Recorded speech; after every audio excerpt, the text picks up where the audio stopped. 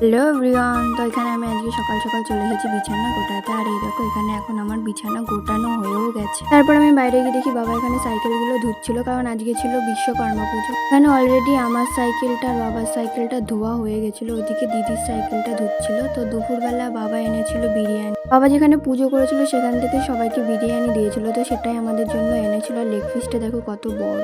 আমাকে তো আগে দিয়েই বারণ করে দিয়েছিল রান্না না করার জন্য, সেই জন্য মা আর কিছু রান্না করেনি, তাই সবাই মিলে এই বিরিয়ানিটাই খেয়েছিলাম। বিরিয়ানিটা খেতে কিন্তু খুব সুন্দর ছিল, এর সাথে কিন্তু ডিমও ছিল। আমি যেহেতু ডিম খাই না সেজন্য আমি ডিম নিইনি। আর এদিকে মা খাচ্ছিল, সেটারও একটা ভিডিও করে নিয়েছিলাম আমি।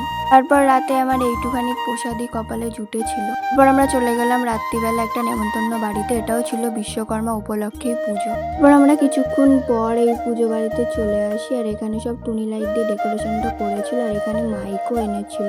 এখানে কিন্তু মাইকে বেশ ভালো ভালো গানও চালাচ্ছিল। আর ঠাকুরটা ছিল এই পাশে, তাই আমি তারও একটা ভিডিও করে এনেছিলাম। এখানে কিন্তু আমি একা না, আমার সাথে এই বান্ধবীটাও গেছিল, ওরও নেমন্তন্ন ছিল। আর এই পাশে বসেছিল মা, আর এদিকে বসেছিল বাবা। যেহেতু অনেকটা লেটে গেছিলাম তাই আগেই গিয়ে খেতে বসে গেছিলাম। এখানে প্রথমেই দিয়ে দিল প্রসাদ, দিয়ে দিল রাইস, আর রাইসের সাথে ছিল আলুর দম। তো সেটাই আমরা খেয়ে নিলাম।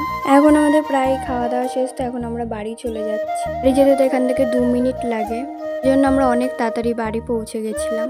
আর এখন এখানে বাবা বাড়িতে এসে গেটের তালা খুলছিল। তো আজকে মিনি ব্লগটা এইটুকুই, তোমাদের সাথে দেখা হচ্ছে নেক্সট কোনো মিনি ব্লগ নিয়ে। টাটা।